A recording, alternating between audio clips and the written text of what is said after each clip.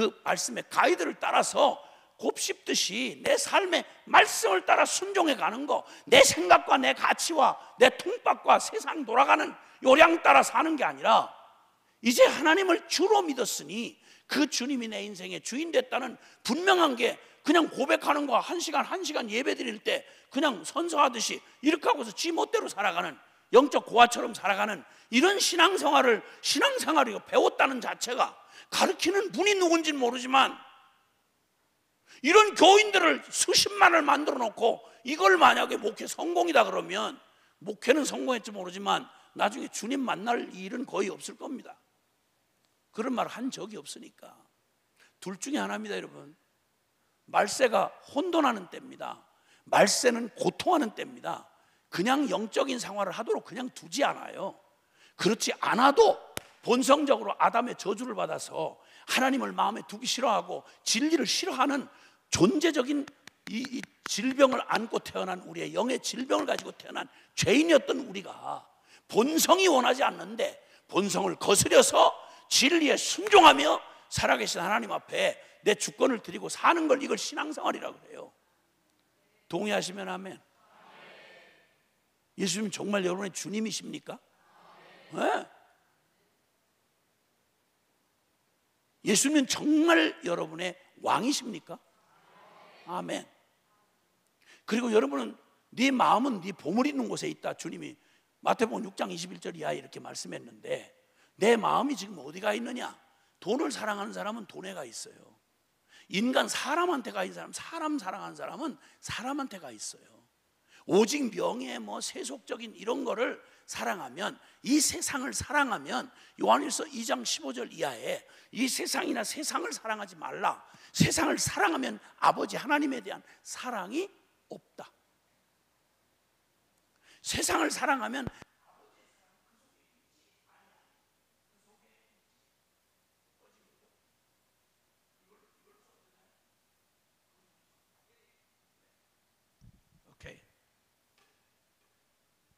아버지의 사랑이 그 속에 있지 아니하다, 이렇게 말씀합니다.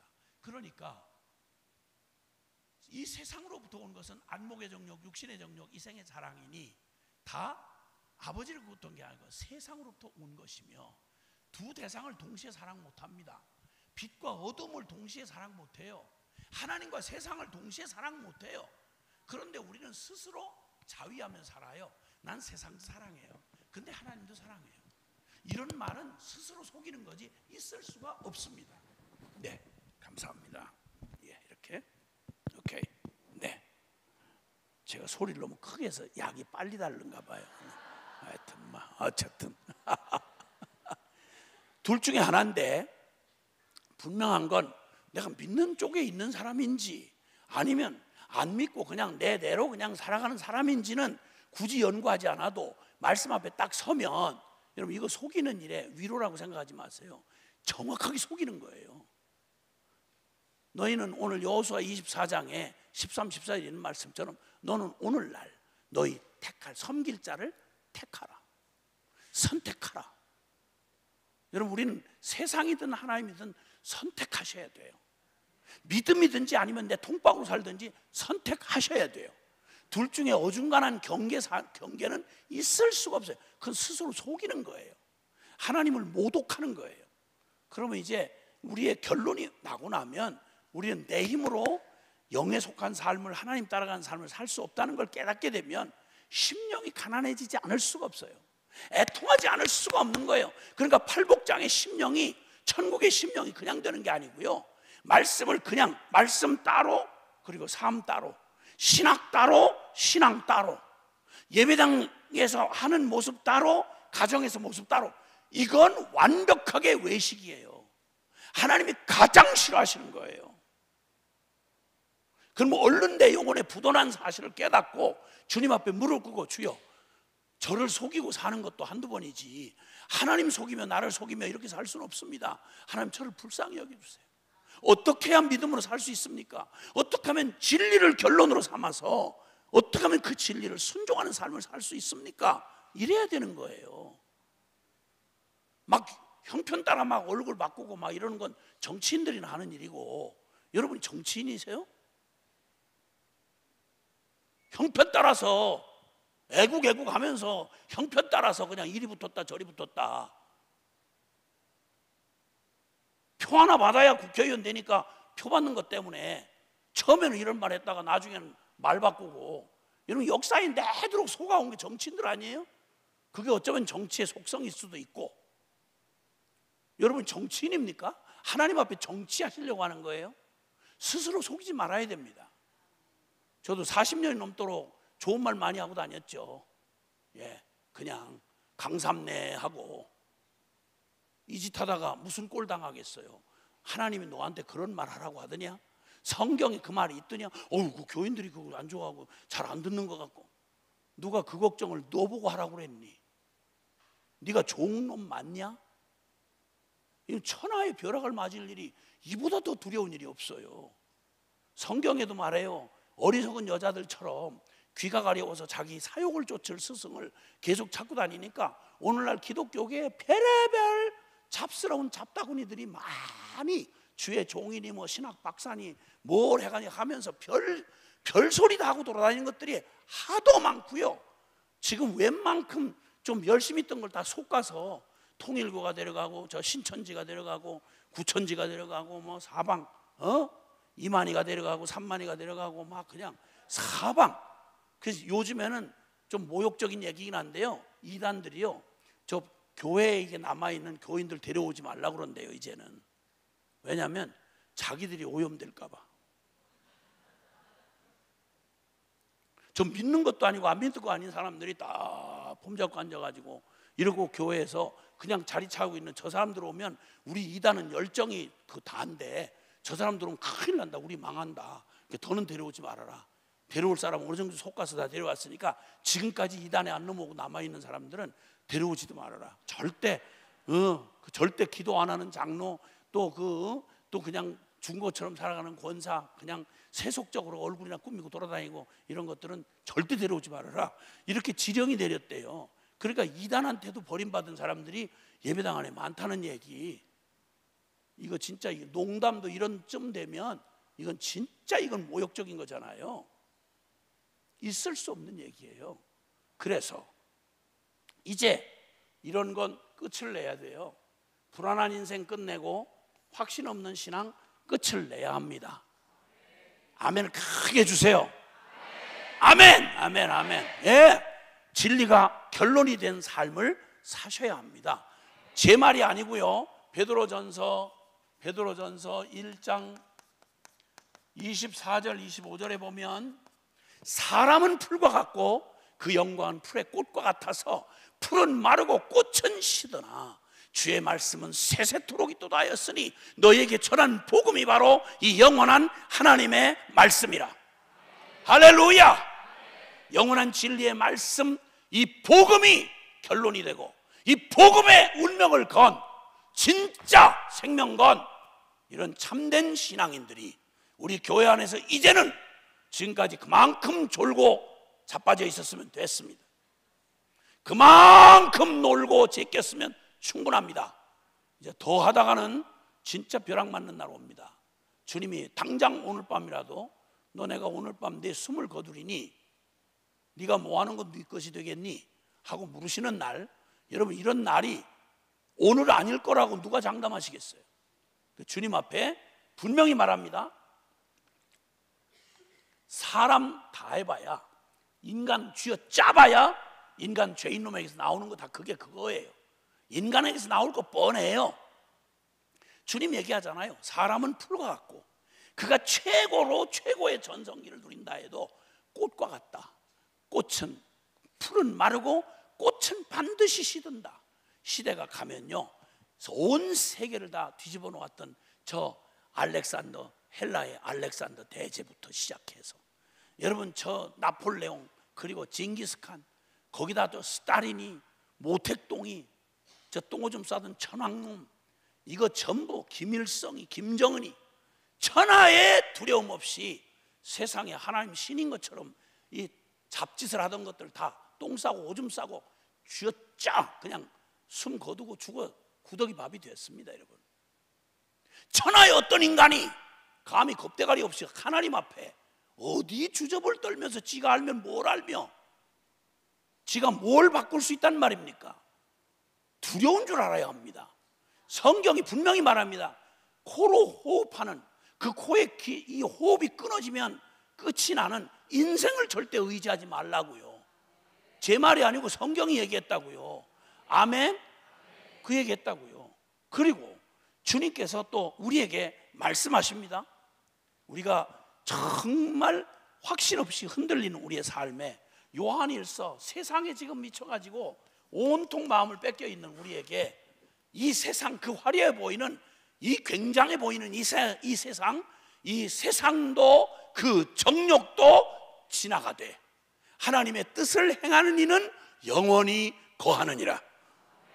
아멘.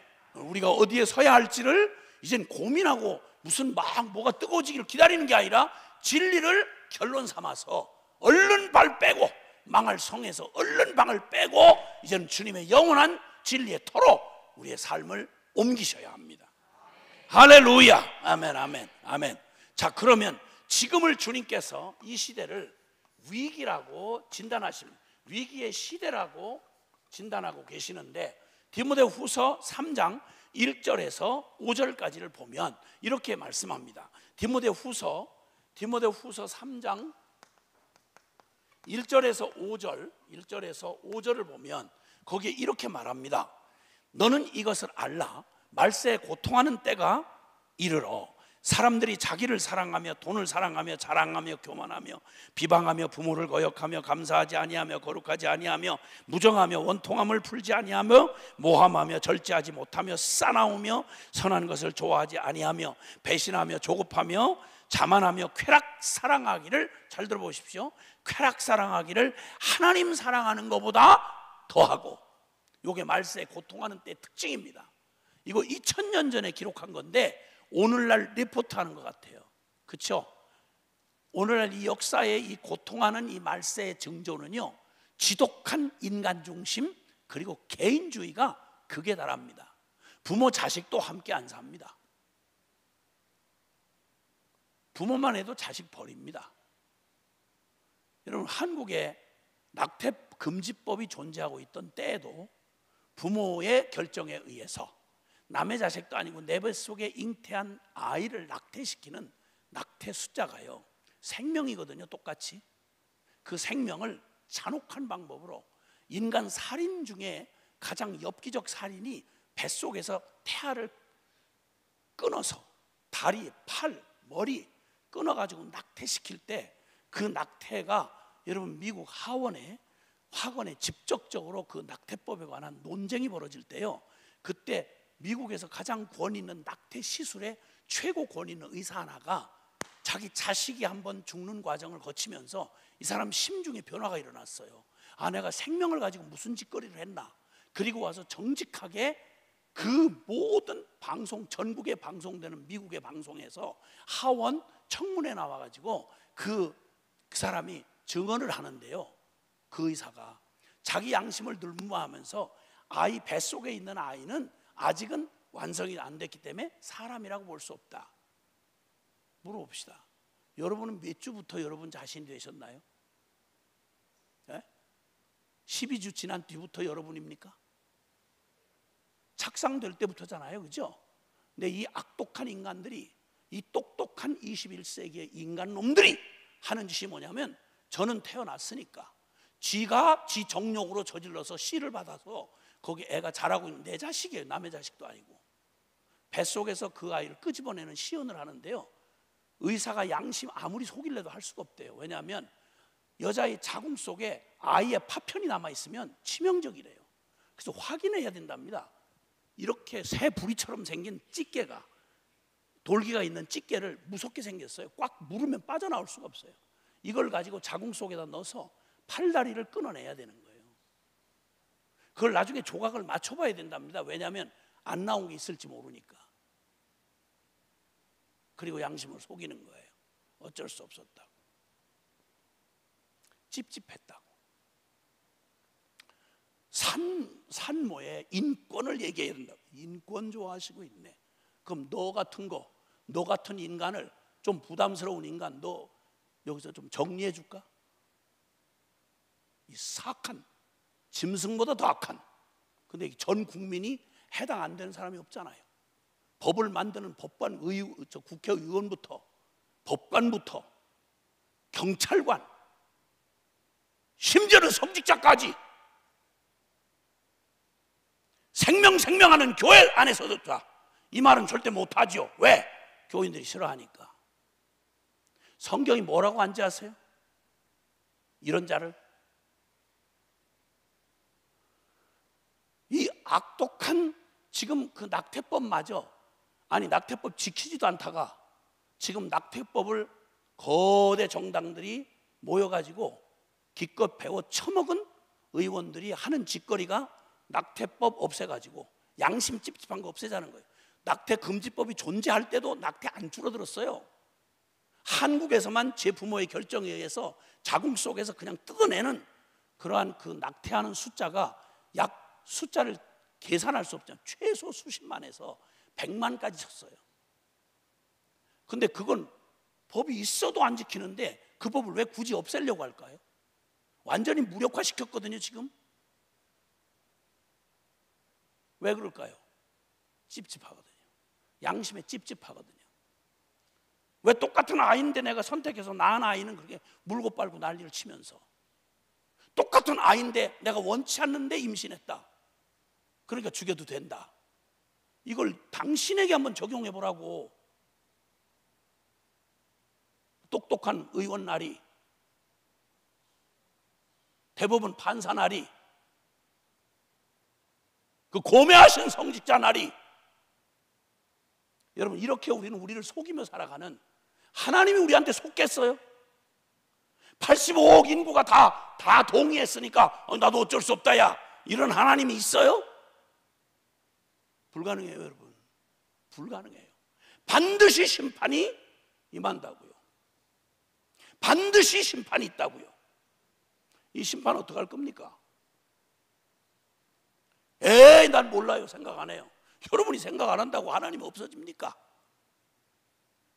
아니요.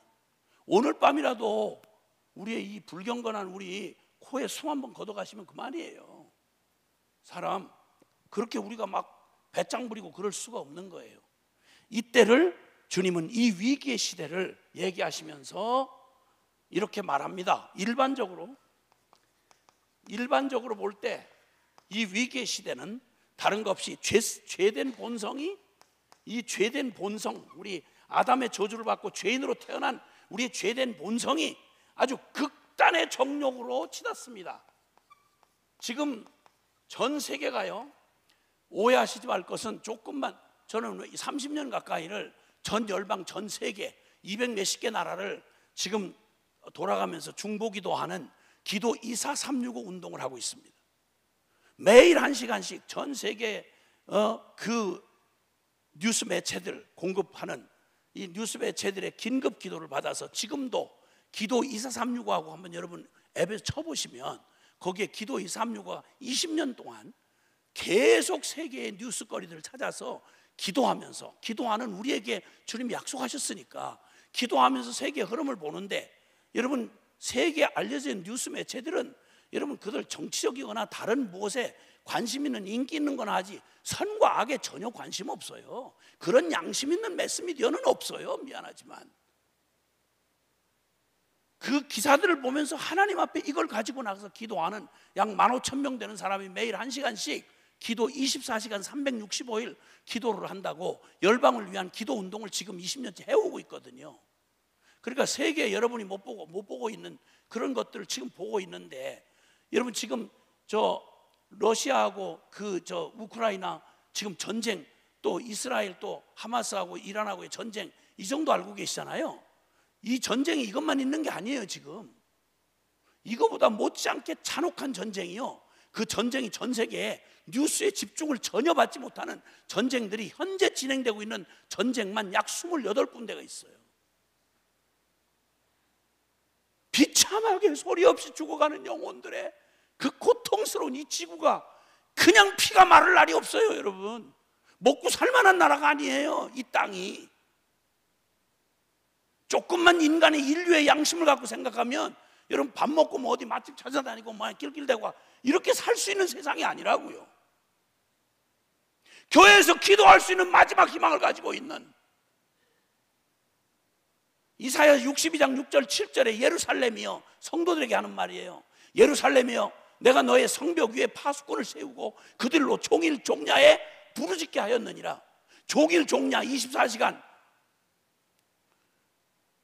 너희 여호와로 기억하시게 하는 자들아, 너는 쉬지 말고 부르짖어.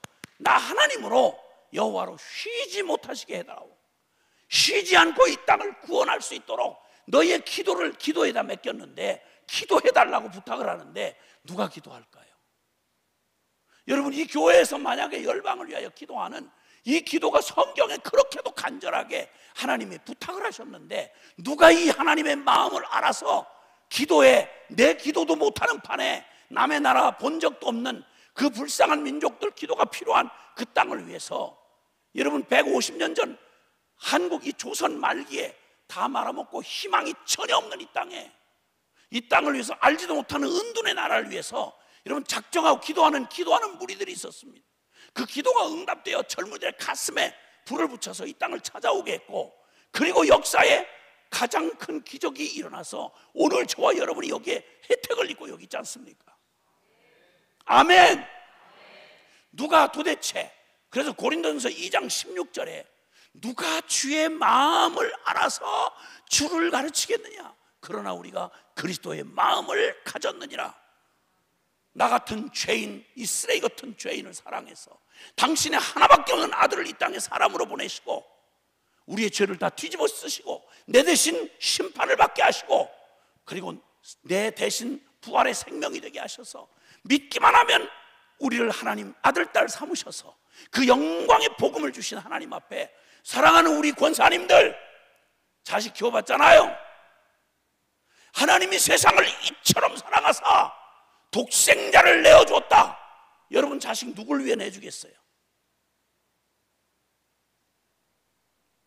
나 같은 쓰레기 같은 죄인을 사랑하다 미치셔서 날 살릴 길이 그 길밖에 없다면 당신의 하나밖에 없는 아들을 십자가 언덕에 매달고 내 대신 죽여서 날 살렸다는, 아니 M이라면 누구보다 이거 알 거 아니오. 저 같은 쓰레기 같은 인생만 해도 내 자식 5 선교사로 바치고 나니까 지금도 얼마 전에 너무 위험한 위기의 순간에 가장 지금 어려운 지역에, 지금 거기에 아무도 알아주지 않는 곳에 거기 선교사로 가서 지 젊은 청춘을 다 바치고 있어요. 나이 17살에 한국을 떠나서, 고국 떠나서 그 땅에 아무것도 받아들이지 않는 극렬 이슬람에 그 한복판에 지금 들어가서 한 번도 누구한테 설교 한 번 제대로 못 해보고 잊혀진 사람처럼, 투명인간처럼 거기에 오직 주님이 그 땅의 영혼들 포기하지 마시라고 내 자식이 거기서 걸어가고 있다고요. 긴급한 상황을 만나서 간절히 기도하면서 위기 가운데 간신히 그 일을 모면하고 지금 간신히 잠깐 들어왔어요. 그 아들이 겪는 과정만 볼래도 조마조마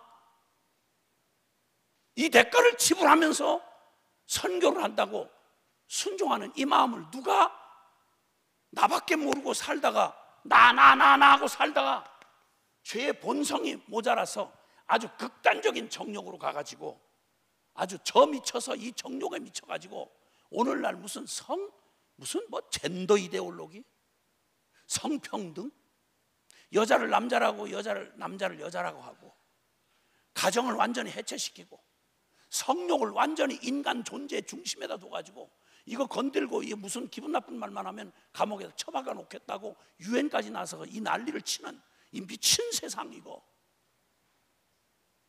애들한테, 유치부 애들한테까지 동성간에 남자 학문 성교하는 거 가르치라는 거예요. 그 잘난 의학기술 가지고 호르몬제 투여하고 성기를 잘라내고 남자한테 유방을 만들고 이 짓을 해가면서 이걸 법으로 국회 통과시키라는 거예요. 이건 그냥 미친 게 아니고요, 하나님에 대해서 나 지옥 좀 보내달라고 발광을 하는 겁니다. 동성애기가 오늘날 생긴 게 아니라 성경의 기록에만 해도요 4,000년 전 소돔 고모라가 불벼락을 맞을 때 그때가 바로 동성애 천지가 바로 소돔 고모라였어요. 노아 홍수 사건은 그 남은 믿음에 감은 모태신앙들이 세상의 딸들의 아름다움을 보고 육체의 정욕에 미쳐가지고 영혼을 팔아먹고 신앙 팔아먹은, 이게 바로 노아 홍수의 마지막 심판의 증거였습니다. 교회 타락하면 끝이에요, 여러분. 교회는 마지막 인류의 희망이에요. 마지막 인류의 양심을 붙들고 마지막 인류의 구원을 말할 수 있는 유일한 기관이 바로 복음을 가진 교회인 것입니다, 여러분. 위기의 시대라고 말하는 이때 한복판에도 일반적으로는 태어난 죄인들이 그 극단의 정욕으로 미쳐가지고 완전히 극단의 정욕으로 내다를 때 쾌락 사랑하기를 하나님 사랑하는 것보다 더하다. 쾌락 사랑하기를 하나님 사랑하는 것보다 더하다. 여러분, 시청 앞 광장에 6월달이면요 시장과 다른 타국의 대사들을 불러다 놓고 시청 앞 광장에서요 자기들 표현으로, 용서하세요, 저희들 표현으로 빤스 퍼레이드를 합니다. 빤스 퍼레이드. 팬티만 입고요, 남자 여자애들이 팬티만 입고 사람 성기, 남자 성기, 여자 성기 이렇게 만들어가지고 케이크도 만들고 풍선도 만들고 이 잡다한 저 뒷골목에서 하던 그 쓰레기 같은 짓을 시청 앞 광장에다가 조롱하듯이 거기다 벌려놓고요, 교회가 지금 거룩한 방파제라고 해가지고 대한민국 국민이 이거 싫어한다, 이게 무슨 짓이냐, 백주대낮에 우리 인권을 이러는, 성평등을 이루는 나라가 돼야 된다 이거.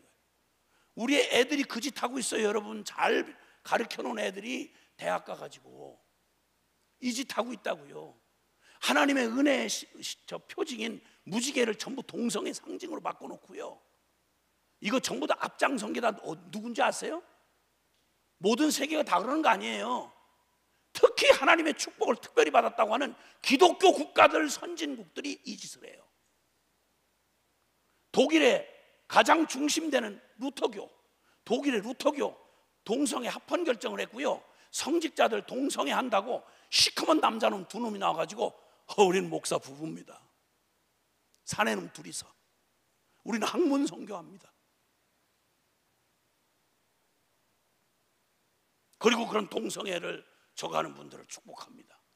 하나님의 이름을 가지고 이 짓을 하는 거, 가장 기독교의 혜택을 가장 많이 받은 모태장아찌들이 모여있는 독일의 루터교회가 배교를 이미 시작했고 하나님 조롱하는 짓 하고 예배당, 그 비싼 예배당 지어놓고요 텅텅 다 비어가지고 지금도 계속 디스코장으로, 무슬림 회당으로, 패션쇼장으로 이런 예배당을요, 이런 예배당 비교도 안 돼요. 석조건 물론 어마어마하기 전. 영국 기독교 성공회 그 짓 똑같이 하고요, 미국의 대표적인 PCUSA, 연합 장로교단, UMC, 연합 감리교단 두 교단 다 배교를 총회에서 결정했어요. 이 꼴로 돌아가고 있어요. 지금 한국교회도 아주 이 코로나 지나면서 아주 이제 완전히 간이 배 밖에 나왔어요. 그동안은 뭐 자기들도 뭐 다 성경 믿고 이러던 사람들이 다들 이제 까놓고 기독교는 그렇게 편협한 기독교가 아닙니다. 동성애를 인정해야 됩니다. 목사들이, 신학교가 유튜브라고 하는 마당에 그냥 별 잡스러운 게 다 나와가지고 니나 내나 다 떠들어대니까 거기에 인기 있게 사람들이 많이 모여서 본다고 하는 사람들 어줍잖게 뭐 좀 IQ 좀 돌아가서 뭘 좀 한다는 뭐 기독교에 뭐 어쩌네 하는 교수네 어쩌네 하는 이런 사람들이 나와가지고 성경이 그렇게도 분명히, 아니 성경이 없으면 그런 사기도 가능한데 성경이 있잖아요. 그러니까 아예 성경을 부정해버려요. 성경은 저건 전통적인 뭐 저거라고 할 수 없습니다. 여러분, 이런 혼란한 때가 될 거라고 성경이 이미 2000년 전에 위기의 시대를 주님이 이미 말씀하셨어요. 일반적으로 죄의 본성이 충만해서 참 충격적인 말인데 쾌락 사랑하기를 하나님 사랑하는 것보다 더하다. 지금 한국은 마약 청정국이라고 늘 이렇게 자랑 떠벌려 왔거든요. 근데 이미 알 사람들은 다 알고 있었어요. 이번에 저 동해안가 거기서 발각된, 한국에다 풀으려고 마약을 갖고 온 마약 양이요, 마약 숫자가요 거의 2조 원에 가깝대요. 2조 원. 대한민국 국민 애들까지, 갓난 애들까지 다 마약 주사 넣어가지고 완전히 인간 좀비같이 만들 그런 양을 여기 한국에 들여오다가 어떻게 해가지고 미국 FBI하고 공조해가지고 그걸 붙들었다고 신문에 한번 잠깐 나왔잖아요. 이미 벌써 청소년 사이에 마약이 많이 퍼져 있어요.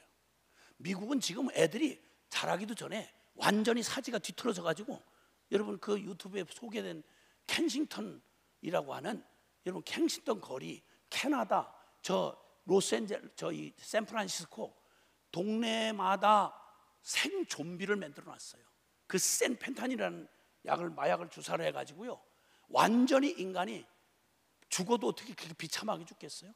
산채로 하루 종일 뇌가 여기에 충격을 주니까 이렇게 비틀려져 가지고 생 좀비가 돼 길거리를 꽉 메웠어요.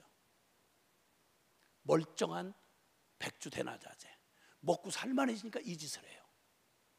쾌락을 사랑하는데 하나님 사랑하는 것보다 더해요. 우리는 그런 거 잘 모르는데요. 여러분, 그렇게 여러분이 모른다고 해서 세상에 안 바뀌는 게 아니고요, 이미 벌써 주변에 다 들어와 있어요. 제가 하는 얘기가 아니고 조금만 관심 있게 그런 기사를 좀 보려고만 하시면, 제가 하는 말은 이 짧은 시간에 그 얘기를 하려고 하는 건 아니니까. 그런데 종교적으로는요, 일반적으로는 그렇고 영적 종교적으로는 여기 디모데후서 3장 5절에 경건의 모양은 있으나 경건의 능력은 부인하는 자들, 이렇게 표현해요. 교회가 뭐 예배당도 있고 예배 의식도 있고 뭐 다 이렇게 믿는 것 같이 직분도 있고 조직도 있고 다 있는데 경건의 능력은 다 가지고 있어요. 그런데 껍데기예요. 경건의 모양은 있는데 경건의 능력은 부인하는 자들이 일어난다라고 말해요. 예배는 드리는데, 일주일에 1시간 예배는 드리는데 그냥 교도소 면회하듯이, 아유 하나님 안녕하셨어요? 저 바빴습니다. 그래도 이번 주에 제가 안 빠지고 나온 것만 해도 보통 일 아닙니다. 아유, 그냥 별로 기대는 하지 마시고요, 다음 주에 또 면회를 올 테니까 그냥 1시간도 약간 5분 넘으면 전 짜증나서 못 견뎌요. 예배는 딱 1시간만 딱 드리시고요, 그 전 갑니다. 중간에 축도 끝나기 전에라도 1시간 넘으면 그냥 갈 거예요. 이런 교인들 붙들어 앉혀놓고 사정사정 해가면서 예배의 모양은 갖추는데 은혜도, 말씀도, 기도도, 거룩도, 회개도, 능력은 아예 원하지도 않아요. 그런 얘기하는 골치 아픈 이런 강사 불러오면, 뭐야 또 이 살기 복잡하고 어려운 세상에 무식한 사람 불러가지고 자꾸 부담 주고 그래? 그렇게 한번 피하면서 살아보세요. 얼만큼 사실런지. 그리고 하나님 만날 준비 안 한 채로 날짜 꼬박꼬박 채우시고 얼만큼 사시는지 한번 해보세요. 증거가, 성경 안에 증거가 모자라서 그러세요? 그 비참한 모습 보여드릴까요? 종교적으로는 모양만 갖춘, 경건의 모양만, 생명은 떠나고, 그리고 놀랍게 거기에 편승해서 어리석은 여자들, 이렇게 표현했어요. 여자만 얘기하는 건 아니에요. 어리석은 여자들이 항상 배우나 진리에 이르지 못한다. 왜? 죄를 중히 지고 내가 죄를 버리지 않으면서 이 영적인 평안을 좀 누리면서 난 좋은 데 갈 수 있겠지, 이렇게 스스로를 속이는 이런 어리석은 사람들을 노리는 거짓 선지자들이 말세에 무수히 일어날 거라고 성경이 얘기했어요. 지금 제 얘기가 하는 거 아니고 2000년 전 말세가 되면 이럴 거라고 주님이 말씀하셨어요. 자, 그런데 세상 돌아가는 얘기는 여기까지 하고요, 지금 위기의 시대에 마지막 희망이 돼야 될 교회가 위기의 교회가 된 거예요. 위기의 교회. 자, 위기의 교회의 증거는 여러 가지로 여러 증세가 나타날 수 있지만 그 원인 어디서부터 이런 문제가 생긴 건가라고 할 때, 이건 교회라고 말하니까 남의 얘기 듣듯이 들으시면 안 되고요, 교회가 바로 나잖아요. 나 개인, 그렇죠? 네. 내 얘기를 지금 교회로서 이렇게 하는 거예요. 위기의 교회는 얼만큼 무서운 일이 일어날 수 있냐면 이걸 성경에 무서운 일이라고 표현하고 계세요. 자, 예레미야 5장 31절 30절 31절에 이렇게 말씀하고 있어요. 제가 더 이상 확인 안 할 거예요. 성경을 갖고 오셨냐 안 갖고 오셨냐 묻진 않을 거예요. 제가 자신이 없어요. 갖고 온 분이 드물면 저는 감정을 추스리기가 어려워서 여러분하고 좋은 지금 진행을 하고 있는데 어려워질 것 같아서 성경 혹시 물어도 될까? 성경 다 갖고 오셨어요? 너무 감사해요. 성경이 손에서 멀어지면요 마음에서 멀어져요. 그러니까 성경은 꼭 갖고 다니시는 걸 꼭 부탁드리고요. 다른 부흥이 아니라 먼저 성경부터 그 옛날 왕이 되면 왕이 항상 왕의 직무자리 옆에는 항상 필사본을 두어가지고 성경을 옆에다 두라고 모세오경에 아야 못을 박아 놓으셨어요. 왕조차도 집무실에서 다른 게 아니라 율법전서가 아니라 성경의 법전을 옆에다 두고 정치하라고 주님이 성경에 분명히 말씀하셨어요. 그러니까 우리야 오죽도 그러겠어요. 자, 여기 예레미야 5장 30절에서 구약에 어떤 일이 일어나고 있었는지를 한번 보시는 거예요. 예레미야 5장 30절입니다. 예레미야 5장 30절 31절 시작. 선지자들은 거짓을 예언하며 제사장들은 자기 권력으로 다스리며 내 백성은 그것을 좋게 여기니 마지막에는 너희가 어찌하려느냐. 이 땅에 무섭고도 놀라운 일이 있는데 선지자들, 요즘으로 말하면 뭐 신학자이거나 아니면 목회자이거나 선지자들은 거짓을 예언해. 왜? 성경이 없으니까 무슨 말을 해도 교인들이 분별할 기준이 없어요. 그러니까 성경을 멀리하고 거짓을 예언하며 제사장들은 자기 권력으로 목회를 하는데 자기 멋대로 하나님이 맡겨주신 목양의 원리를 따라 주님이 하시는 일이 아니라 내가 내 권력으로 삼고 목양을 한다 이 말입니다. 무섭고도 놀라운 일이라고 주님이 말씀해요. 그리고 이 어리석은 내 백성은 그걸 좋게 여겨요. 또 진리 자체를, 복음 자체를 들려주는 걸 싫어하고 듣기 싫어하고, 그리고 이렇게 슬쩍슬쩍 내 귀를 가렵게 해주는, 내 사욕을 채워주는, 그 어떻게 사람이 그대로 말씀대로 살아요. 이거 어쩔 수 없어요. 당신을 사랑하시는 하나님은 당신이 마음이 편안하기를 원하시고 당신이 하고 싶은 걸 마음껏 하기를 원하시고, 그리고 계속 뒷돈대 주신 하나님이에요. 이런 이상하고 괴이한 소리를 하고 어리석은 백성들은 그걸 좋게 여기니 총체적으로 타락한 걸 말하는 거예요. 그 타락의 중심이 바로 뭐냐면 하나님의 말씀 성경을 떠난 거예요. 성경을 잃어버린다는 게 얼마나 무서운 일인지를 말씀하고 있습니다. 자, 예레미야 6장 10절 한번 보세요. 10절. 자, 시작. 내가 누구에게 말하며 누구에게 경책하여 들게 할꼬. 보라, 그 귀가 할례를 받지 못하였으므로 보라, 여호와의 말씀을 그들이 자신들에게 욕으로 여기고 이를 즐겨하지 아니한다. 와우. 욕으로 여기고 하나님의 말씀을 욕으로 여기고 싫어요. 그만 싫어요. 듣기 싫어요. 듣지를 못, 귀가 할례를 받지 못해서 여호와의 말씀을 그들 자신들에게 욕으로 여기고. 뭐야? 나 까는 거야? 뭐야 재수없게, 왜 자꾸 저런 얘기해? 이러니까 복음을 겁이 나서 숫째 말을 못하는 거예요. 교인들한테, 죄인한테 죄를 회개하라고 해야 살 길을 주는 거 아니겠어요? 아멘? 죄를 죄라고 얘기 못하면 그럼 도대체 이놈의 죄를 어디 가서 깨달을 거며 어떻게 해서 이 죄에서 돌이키겠냐고. 죄를 죄라고 말을 못해요. 여러분, 술 취한 사람이 제일 듣기 싫어하는 말이 뭔지 아시죠? 모르세요? 술 취했다는 말 제일 싫어해요. 술 취한 놈이 제일 듣기 싫어하는 거 술 취했다는 말 제일 듣기 싫어하고요. 미친 놈이 제일 듣기 싫어하는 말이 무슨 말인지 아세요? 미쳤다는 말 제일 싫어해요. 죄인이 제일 듣기 싫어하는 말이 뭔지 아세요? 죄를 그토록 사랑하고 그토록 퍼질러 지으면서도 죄인, 당신 그렇게 죄가 좋으면 죄인이네 이렇게 말하면 막 화를 내요. 무슨 죄 얘기를 하냐 이거예요. 죄를 가장 사랑하는 역사 중에 가장 사랑하는 죄인들이 모여있는 교회에서 죄 얘기를 거의 못해요. 유명한 설교들 한번 들어보세요. 죄 얘기를 거의 못해요. 죄에 대한 심판 얘기하는 거 들어보셨어요? 지옥 얘기하는 건 들어보셨습니까 혹시? 예수님이 사랑이 많으신 주님이 천국 얘기보다 지옥 얘기를 더 많이 하신 건 알고 계세요? 천국은 모르고 가도 천국이지만 지옥은 무슨 일이 있어도 가면 안 되는 거예요. 그러니까 더 무섭게 말씀하셨고 더 경고를 많이 하셨고 지옥만큼은 가지 말라고 주님이 말씀하셨어요. 어느 정도 농도로 하신지 아십니까? 내 눈이 자꾸만 범죄케 하거든 어떡하라고? 눈을 뽑아버려라.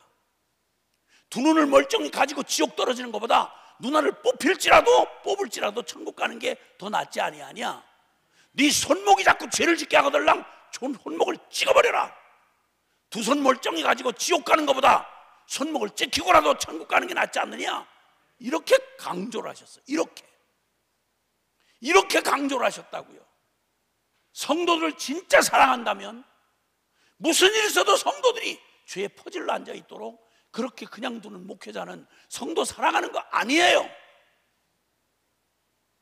자식을 하더랑 자식이 죄에 퍼질러 앉아 있도록 그 죄가 점점 자라서 죄가 곧 나고 죄가 되도록 여러분 이렇게 두는 부모가 날마다 응야응야하고 잘 먹이고 좋은 대학 보내고 날마다 여러분 이렇게 우상 삼아가지고 자식 지옥을 가도록 만드는 이 부모의 무서운 죄는 여러분 마태복음 18장에 이 소자 중에 하나라도 만약에 실족해 하면 차라리 연자맷돌을 목에다 달고 다시는 떠오를 수 없도록 저 군산 앞바다에다가 그냥 가서 던지우는 게 훨씬 낫다 이렇게 말씀했어요. 이거 제가 한 말 아니고 예수님이 직접 하신 말씀이에요. 아멘. 예. 정신이 번쩍 들으셔야 돼요. 가장 무서운 일 예레미야 2장 13절에 보면 예레미야 2장 13절에 보면 이렇게 말합니다. 예레미야 2장 13절 시작. 두 가지 악을 행하였나니 곧 그들이 생수에 근원되는 나를 버린 것과 스스로 웅덩이를 판 것인데 그것은 그물을 가두지 못할 터진 웅덩이들이니라. 아멘. 이거 주여 주여 하는 선민 이스라엘에게 하신 말씀이에요. 내 백성 이스라엘이 두 가지 악을 저질렀는데 하나는 그들을 선택하고 불러주신 구원해 주신 하나님을 버린 것, 생수의 근원 되신 하나님을 버리고 그 하나님 자리에 제가 스스로 하나님이 되어 저축지 못할 터진 웅덩이를 팠느니라.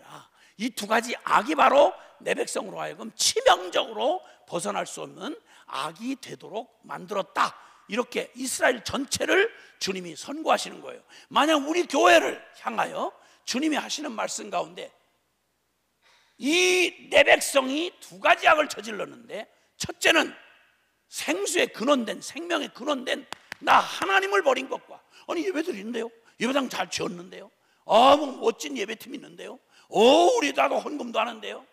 아니, 너희가 나를 버린 것과 그리고 나 대신 하나님이 그 자리에 계셔야 할 내 마음의 보좌에 돈이 있고 사람이 있고 세상이 있고 나 이렇게 살아가는 이 무서운, 그래서 하나님을 찾을 시간이 없어, 생각할 겨를이 없어. 오직 나 염려를 해도 문제가 생기면 염려를 해도 내가 염려를 해. 하나님 부르지 않아. 기도 안 해. 여러분 이런 병리 현상이 이렇게 깊어질 때까지 도대체 우리는 뭘 한 거죠? 우리는 무슨 신앙생활을 한 거죠? 진짜 정말 가슴 아프고 두렵지 않을 수가 없어요. 그래서 주님이 이런 무서운 일이 가져오는 재앙에 대하여 재앙에 대해서 성경에 말씀하기를 아모스 8장 11절에서 보면 이런 말씀이 있어요. 아모스 8장 11절에 보면요, 거기에 이런 말씀이 있어요. 11절부터 13절 시작. 주 여호와의 말씀이니라. 보라, 날이 이를지라 내가 기근을 땅에 보내리니 양식이 없어 주림이 아니요 물이 없어 가람이 아니요 여호와의 말씀을 듣지 못한 기갈이라. 사람이 이 바다에서 저 바다까지 북쪽에서 동쪽까지 비틀거리며 여호와의 말씀을 구하려고 돌아다녀도 얻지 못하리니 그날의 아름다운 처녀와 젊은 남자가 다 갈아여 쓰러지리라. 아멘. 재앙 중에 인간이 만날 수 있는 재앙 중에요, 가장 무서운 재앙은요, 물이 없어서 가람이 아니고 물이 없는 그 기근과 기갈이, 양식이 바싹 말라 비틀어져서 양식이 없고 물이 없어서 줄이고 가람, 이거보다 더 비참한 건 여호와의 말씀을 듣지 못한 기갈과 기근이라, 이렇게 말씀하세요. 하나님 말씀이 끊어지면 죽어요. 아멘. 왜냐하면 우리는 영적 존재거든요. 영적 존재. 그러니까 교회가 맞이할 수 있는 제일 위기는 여러분이 복음을 듣고 싶어도 복음을 못 듣는 때가 온다는 거예요. 바로 며칠 전에 이제 그 군 장성들이 모인 그 모임에서 거기에 별을 다신 분, 그 지도자지요. 한국군의 지도자인데 그분이 저한테 그러더라고요. 선교사님, 저 선교사님 그 긴 설교, 그걸 적어도 200편 이상을 눈에 핏발이 설 때까지 계속 제가 보았습니다.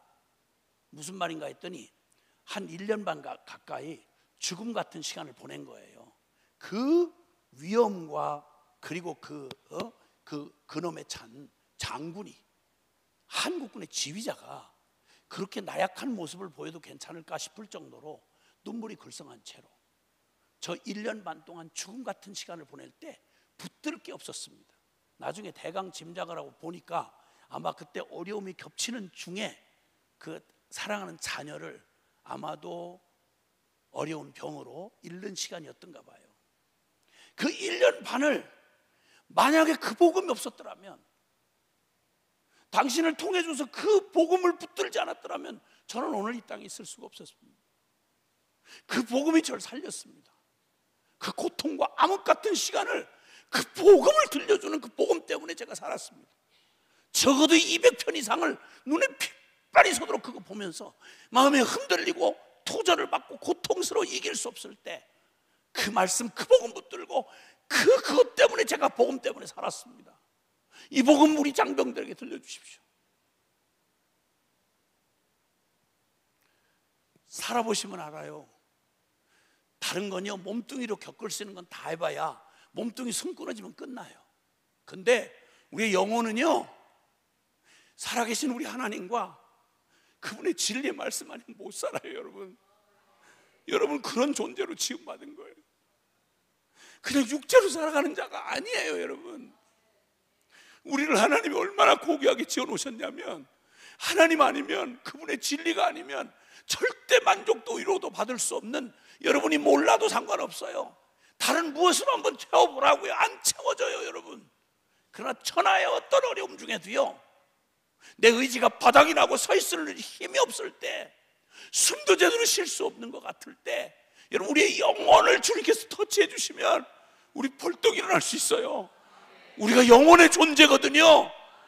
그러니까 가장 무서운 저주가 뭐냐면, 젊은이가 동서남북으로 말씀을 찾으러 나한테 복음 좀 들려주세요. 나한테 복음 좀 들려주세요. 나 복음 좀 들려주세요. 이렇게 찾아다녀도 복음을 들을 수 없는 날이 온다는 거예요. 우리가 너무 멀리 했어요. 복음을. 우리 마음이 너무 주님에게서 멀어져 있었다고요. 가장 무서운 일이라고요. 경고를 해주세요. 그 저주. 그래서 오직 이 기가 막힌 시대를, 위기의 시대, 위기의 교회에게 주님이 우리에게 해주시는 해답은 딱 하나예요. 굉장히 단순 명쾌한 해답을 주시는 거예요. 오늘 본문 말씀처럼요. 디모데후서 3장 14절에 그 전절에는 이렇게 말해요. 이 마지막 때에 말세치말이 되면 일반적으로 죄된 본성이 충만하고 극단의 정욕으로 멸망을 향해 달려가는, 쾌락사랑을 하나님 사랑하는 것보다 더한 세상의 말기 증상이 나타날 것이다. 그 중에 종교는 경건의 모양은 있으나 능력은 부인하고 거짓 선지자가 판을 치고 거짓 선생들이 속인다.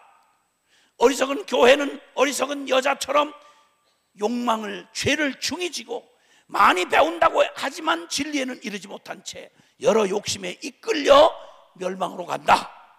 여러분, 이 위기의 교회가, 성경을 멀리 떠났던 이 위기의 교회에게 주님은 마지막 말세에 위기의 위기를 더하는 이때에 주님이 말씀하신 해답은 굉장히 단순, 명확, 강력합니다. 무릇 경건히 예수 안에서 경건하게 살고자 하는 자는 박해를 받으리라 12절에. 그리고 13절은 이제 보시면 세상이 진행하면 진행할수록요, 악한 사람들과 속이는 자들은 더욱 악화해져서 속이기도 하고 속기도 한다. 희망이 보이지 않아요. 이 복잡하고 이 거대한 세력으로 말세 치말에 막 닥쳐오는 이 마지막의 거대한 어두움의 세력 앞에서 나약해 보이는 어린 양 같은 교회는 도대체 무엇으로 이걸 싸울 건가? 우리가 정말 막막할 때 놀랍게도요, 전능하신 하나님, 만왕의 왕이신 하나님이 상황에 놀래서 막 이러지 않으시고요, 교회에 다른 주문하시는 게 아니라 그때 모든 역사의 주인이시고 그리고 이 땅을 심판하실 만왕의 왕 만주의 주께서 사랑하는 교회들에게 하시는 단 한 가지의 경고가 있어요. 오늘 이걸 여러분의 심령에, 오늘 성령께서 이 결론을 받게 하시려고 여러분 오늘 이 밤에 오게 하신 거예요. 주님이 하시는 말씀을 심령으로 하다 진짜 내 생명으로 아멘하고, 그리고 그분을 따르기를 원하시는 분만 아멘합시다. 아멘. 거기 주님이 14절에 그 모든 상황과 세상이 이렇게 갈지라도 그러나 너는 배우고 확신한 일에 거하라. 너는 배우고 확신한 일에 거하라. 그리고 그 배우고 확신한 일의 근거가 뭔고 하니 네가 어려서부터 성경을 알았나니. 성경으로 돌아가라 이 말입니다. 오직 성경, 살아계신 하나님의 오직 성경으로 돌아가라고 주님 말씀합니다. 한국교회 어떻게 하면 새로워질 수 있을까요? 어떻게 하면 이 마지막 시대를, 이 거대한 도전과 방해와 속임을 이겨낼 수 있을까요? 여러분, 수많은 전략이나 방법이 필요한 게 아니고 대단한 영웅이 필요한 게 아니라 여기 계시는 저와 여러분 한 분 한 분이 오늘 주님 앞에서 이 거룩한 명령 앞에 받고 서서 배우고 확실한 일에 거하라. 너 어려서부터 안 성경, 그 말입니다. 모태신앙에게 가장 최고의 축복은 싫든 좋든 알든 모르든 역사의 결론이고 하나님, 살아계신 하나님의 역사의 주인 되시는 우리 주님의 진리가 담겨져 있는 그 진리를 결론으로 계속해서 가르침을 받아서 그 심령 안에 하나님께서 담아놓은 진리를 싫든 좋든 어렸을 때부터 모태신앙에게는 이게 그냥 쌓여 있는 거예요. 할렐루야. 에스겔 해골골짜기에 마른 뼈다귀들이 흩어져 있는데 그 마른 뼈를 향해서 주님 성령이 임하시면 에스겔에게 이 뼈들아 능히 살아나라. 하나님의 말씀을 대언하니까 이 뼈 저 뼈가 맞아서 하나님의 큰 군대를 이루고 하나님의 생기가 들어가서 하나님의 거룩한 위대한 하나님 나라의 일꾼을 세우는 환상을 에스겔서 37장에 주님이 예언으로 주셨습니다. 그 일을 드디어 주님이 이루시기 위해서 십자가 복음을 이 땅에 완성하시고 약속대로 사도행전 2장에 날이 이름에, 오순절 날이 이름에 약속대로 성령을 보내주심으로 하나님께서 죽은 여기 지식처럼 남아있던 마른 뼈다귀 같은 성경의 지식들이 성령이 오시니까 그 지식들이, 진리가 다 제자리를 찾아 들어가기 시작하면서 하나님의 새 사람을 이루어서 주님의 거룩한 군대를 만들어 내시더라. 바로 주님이 우리에게 그래서 많이 깨닫던, 감동이 되던, 방해가 있던, 어렵던 상관없이 우리는 싫어도 여러분 건강 잃지 않으려면 건강 식단을 따라서 꼬박꼬박 운동과 식습관을 세워나가야 되는 것처럼 성경은 기분 좋아서 읽고 쉬워서 읽고 이럴 취사 선택의 얘기가 아닙니다. 살고 싶으면 교회는 성경으로 돌아가야 합니다. 할렐루야. 잘 모르면 몰라도 상관없어요. 그냥 무조건 읽으시고, 모르면 가르쳐 달라고 그래서 목사님 세워놓고 장로님 세워놓고 그래서 권사님 기도하라고 세워놓은 거 아닙니까? 주님 앞에서 다 모르고 시집갔지 언제 애 나보고 시집갔어요? 엄마가 돼 보고 간 엄마예요? 아니잖아요. 아무것도 모르는 채 하나님이 우리 안에 담아놓은 하나님의 그 놀라운 생명의 그 신비한 능력과 주님이 친히 인도해 주셔서 애가 엄마 되듯이, 엄마 만드시듯이 주님께서 영혼들을 섬기는 경험 하나도 없는 어설픈 사람들을 교회의 지도자들로 세우셔서 하나님의 그 거룩한 진리의 말씀으로 안내를 하라고 주님이 세워놓으시지 않았습니까? 하나님이, 우리 예수님이 교회의 머리가 되시고, 그리고 그 머리 되신 주님이 우리에게 진리의 말씀을 우리에게 붙들게 해 주셨습니다. 그리고 이 오직 성경으로 너희가 돌아가서 성경 배우고 확신한 일에 거기에 내 운명을 완전하게 거기에 올인해라, 거기다 던져라. 확신과 담대함으로 이제는 살아계신 하나님의 말씀을 붙들어라고 말씀합니다. 자, 그러면 여기서 모든 성경이, 여기 성경에 붙들려 세우라는 말은 15절에 어려서부터 성경을 알았나니 성경은 능히 너로 하여금 그리스도 예수 안에 있는 믿음으로 말미암아 구원에 이르는 지혜가 있게 하느니라. 할렐루야.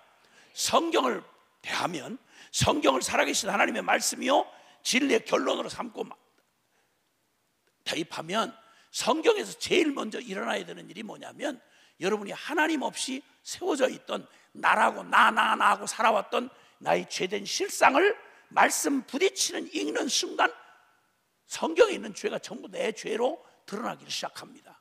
이렇게 할 때 나는 틀렸구나, 나는 안 되는구나, 나의 무지와 무능이 깨달아질 때, 그때 주님께서 왜 성경에서 오직 믿음으로만 구원을 받을 수 있느냐, 행위가 아니고 믿음으로만 구원받는다는 말의 의미를 깨닫게 된다, 이 말입니다. 나로서는 안 되는, 나는 끝장난 죄인인데, 그런데 오직 예수 그리스도를 통해서 완전하게 이루신 십자가 부활의 이 복음으로 예수를 믿는, 주 예수를 믿는 믿음으로 우리가 구원에 이르는 지혜가 있게 하시느니라. 로마서 1장 16절 17절에 내가 이 복음을 부끄러워하지 아니하노니 이 복음은 모든 믿는 자에게 구원을 주시는 하나님의 능력이 됨이라. 첫째는 유대인에게 또한 헬라인에게로다. 유대인 모태신앙이든 안 모태든 똑같이 우리가 오랫동안 나는 몇 대째 모태신앙이니까 저절로 하나님의 백성? No. 어렸을 때부터 주일학교도 안 빠졌으니까 천국 가겠지? No. 유대인이나 모태신앙이나 안 모태나 딱 한 길, 오직 주 예수 그리스도의 은혜의 복음을 믿는 믿음으로만 구원에 이르는 지혜가 있게 하느니라. 그래서 로마서 1장 17절에는 복음에는 하나님의 의가 나타나서 믿음으로 믿음에 이르는 기록된 바 오직 의인은 믿음으로 말미암아 살리라 함과 같으니라. 묻겠습니다. 여러분은 언제 성경의 수많은 진리 지식이 여러분에게 들어왔는데 그걸 남의 얘기로 듣거나 이야기로 들을 때에는 별 감흥이 없다가, 여러분 발람의 죄가 내 안에는 없습니까? 그 사기꾼 선지자 발람의 탐욕에 미친 발람의 죄가 나한테서는 안 보입니까? 예수님을 은 30에 팔아먹던 가룟유다의 모습이 내 영혼 안에는 안 비칩니까? 사울의 불순종에, 그 사울의 고집스러운 왕의 자리에, 탐욕의 자리에 미쳐버렸던 사울의 죄는 여러분에게 안 보입니까? 완전한 축복을 받고 성전까지 지었지만 그 어마어마한 축복을 받다가 수많은 여자들을 끌어안고 유혹에 넘어가서 우상숭배자가 된 솔로몬의 미친 망령된 음란과 정욕과 탐욕은 내게 안 보입니까? 거짓은 나에게 없던가요? 음란은 내게 보이지 않던가요? 성경을 보고 말씀을 들을 때 변명의 여지 없이 내가 존재적 아담의 죄를 가지고 태어난 죄인이라는 사실을 깨닫고 함께 노력을 해보고 구원에 이르러 보려고 율법 지키고 그렇게 거룩하게 살아보려고 애를 쓰면 쓸수록 나는 안 되는구나, 나는 불가능하구나 하는 사실을 점점 진실하게 순종을 해보려고 한 사람이라면 반드시 나는 피부 하나하나까지도 죄에 쩔어 있구나. 내 마음을 들여다보면, 여러분 이 마음을 들여다보면 예레미야 17장 9절의 말씀처럼 만물보다 가장 거짓되고 부패한 것이 인간의 마음이라. 만물보다 거짓된 게 내 마음이에요. 그리고 만물보다 더 썩고 부패한 게 내 마음이라 이 말입니다. 여러분 하루 종일 여러분 생각 속에 여기 잔상이 남아서 여러분의 생각을 계속 괴롭히는 마음과 생각은 연결되어 있거든요. 여러분 하루 종일 하는 생각 중에 대부분은 예수님입니까? 진리입니까? 아니면 혹은 음란이거나 아니면 세상의 다른 분노거나 아니면 인간적인 죄악된 것들이 대부분입니까?